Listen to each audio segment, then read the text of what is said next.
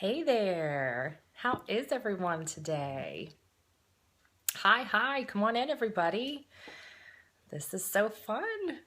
I hope you guys have been enjoying this so far because I really have. Hello. Hey Elizabeth. Hello, good morning. Thank you for the hearts already.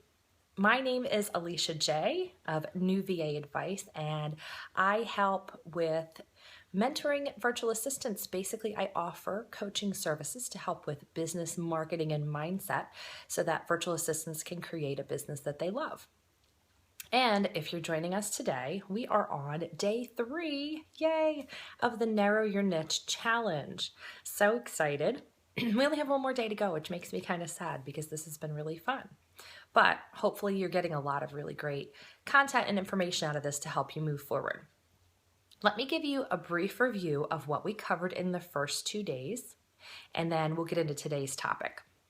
So day 1, we talked about the importance of narrowing your niche and specializing in something. So either specializing in the services that you offer or the market that you offer those services to.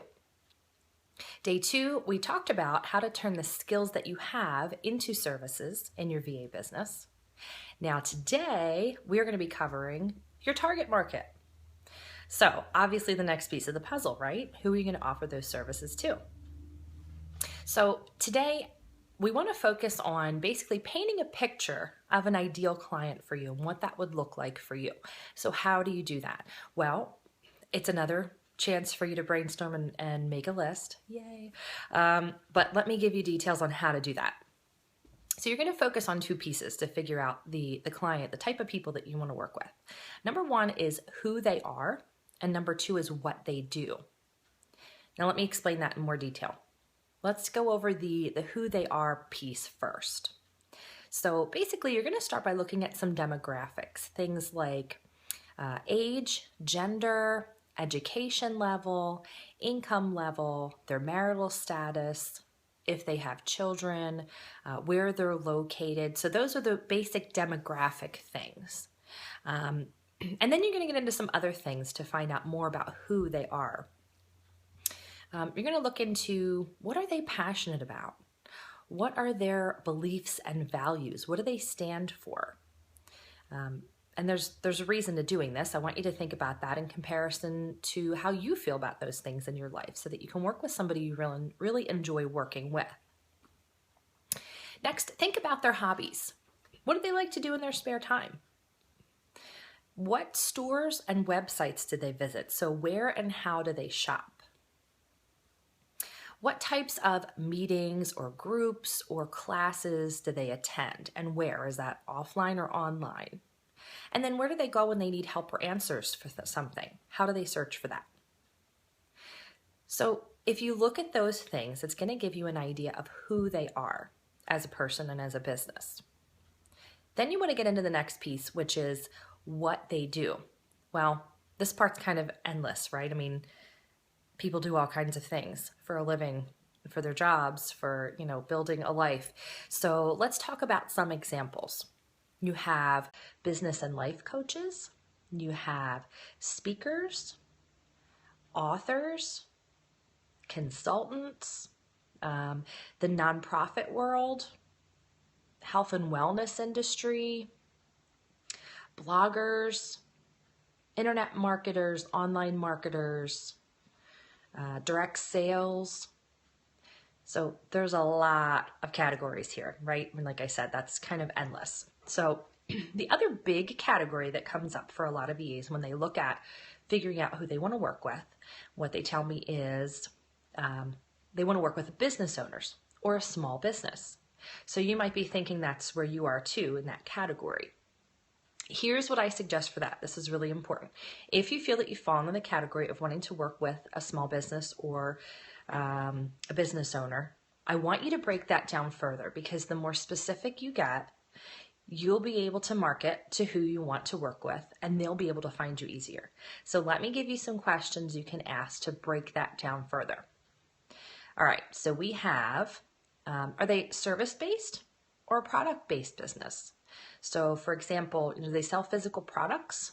in a store or online, or are they service-based? Like, I mean, that's endless too. Do they offer coaching or consulting services, or landscaping or plumbing or dog walking? You get the idea. So service-based or product-based. Are they a solopreneur, or do they have employees working with them? If they have employees, how many? What kind of business do you want to work with? Is it something smaller, something bigger? Put a number on it. How many years have they been in business? Are they just starting out? Are they in the startup phase? Have they just been doing this a couple of years? Or are they more established? Pick a place in the timeline where you'd like to work.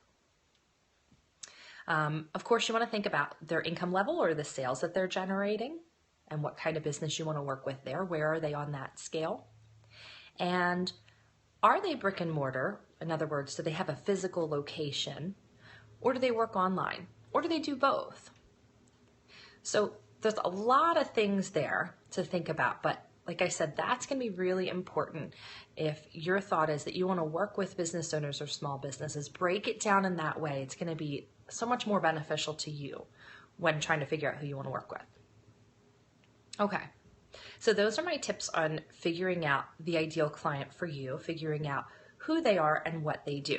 Now, after doing this exercise or looking at this concept, a lot of people will say, well, I'm completely new to this, so I don't really know. I've thought about my services and I feel good about that, but I don't really even know where to start with this. So that might be you, and if so, that's okay. I have help for you too. Here are 2 big tips if you're in the category of, I don't know who I want to work with. Number 1, think about the clients that you've worked with in your current position, if you have a job right now, or past positions. Think about the clients that you really loved, that you loved doing their work and you liked them as a person. What do they have in common, those people? Perhaps you want to work with people like that, with those clients that you're working with now or have previously worked with. So think about those people. The other thing to think about are your own hobbies and interests. What do you like to do in your spare time, or what do you get excited about, or you can't wait to do this? If you didn't have to work, what's the other stuff that you'd want to do? Maybe you can work with someone in that market, because there's a market for everything, right? So let me give you an example of that. I had a client who was setting up her VA business, and we went through the exercises of working on her services, and she got that really narrowed down and felt really good about the things that she could do right now for people, and also had a list of things she would like to add later on and learn more about. So now we got into target market, and she felt really stuck about that until we talked about the topic of her interests and hobbies. And she was very interested in the health and wellness industry and essential oils, and started telling me all these things that she knew about it. And I turned that back to her and said, look at the services you've decided to provide. That market needs your services. And it was like an aha moment for her. A light bulb went off and she realized she could help that industry. She already knew the lingo that they use and the technical terms. She knew where to find these businesses, whether it was offline or online. She knew the kind of products that they sold, where they hung out online and offline. So it was a great moment for her to be able to put all those pieces together. So that's why I'm bringing it up to you, because that might be the thing that you need. So those are my tips if you don't really know what market to choose. You want to think about who you work with now and who you've worked with in the past client-wise that you really liked. Figure out if they have something in common that you can plug into this ideal client picture, and look at working with those people, or think about your own hobbies and interests and if you can work with people in that market. So now the next step, after you've looked through the market and answered these questions, and again, you can rewind the video, come back to this, and stop, start, make a note of those questions to come up with a picture of your ideal client. Or if you are in the Narrow Your Niche Challenge right now, you will get a worksheet that has this information on it. So either way, you get what you need to do this exercise. So the next thing you're going to look at doing is matching up the services that you've figured out that you want to offer from day 2 with a target market that matches your ideal client kind of person that you've made up here. So time to put them together and make your business. Let me give you some ideas. we talked about business and life coaches. Well, remember the categories kind of that we went over yesterday? So they could use help with admin, with tech, with social media, with content creation. So again, they're hitting a lot of those categories that we've come up with for services yesterday. So they can benefit from a lot of things. If you're looking at a brick and mortar, say local to you service-based business, they can benefit from a lot of the services that we've talked about yesterday. I'll give you an example. I was contacted by a landscaping company that's a couple hours away from me. They have physical locations, and they have a couple of them. They've been very successful over the last couple of years, but things are getting so busy. They were really looking for help for customer service and handling phone situations.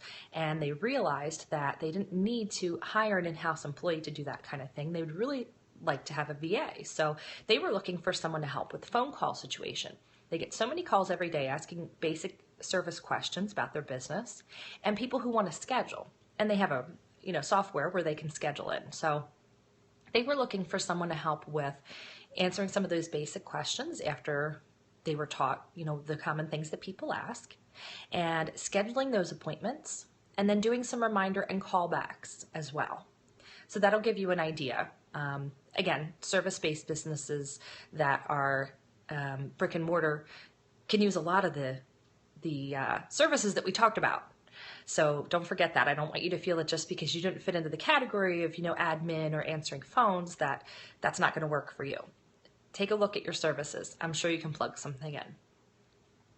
Okay, so the next one I want to cover with you would be a brick and mortar business, so a physical location business that is looking to perhaps expand online. So they're going to need a lot of help with things, right? I mean, maybe at this point they've realized they want to take their marketing to another level and reach people online as well. So they're going to need help with website design and setup, and there's a lot of tech and back-end stuff that goes on there. Content creation if they want to maybe start a blog or create a list to keep people updated.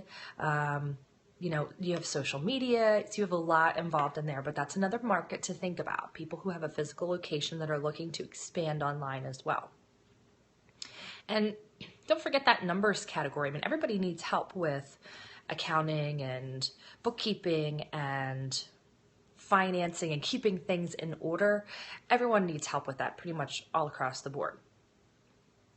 So those are just some examples for you. Like I said, we could be on for days talking about the kinds of markets out there and the services they can use. What's more important is for you to take your lists and start plugging things in to see what would make sense and be a fit for you.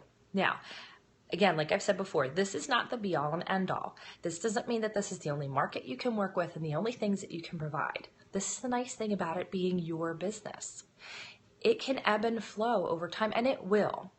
But I want you to at least start thinking about these things now when you start out, because I guarantee you, if you do this building foundational work in the beginning, it is going to be easier for you to get clients and bring them in. And maybe you start with one target market in mind and you're going after them, but then as you start doing work for them, maybe you realize you're pulling in another group of people and you really enjoy that.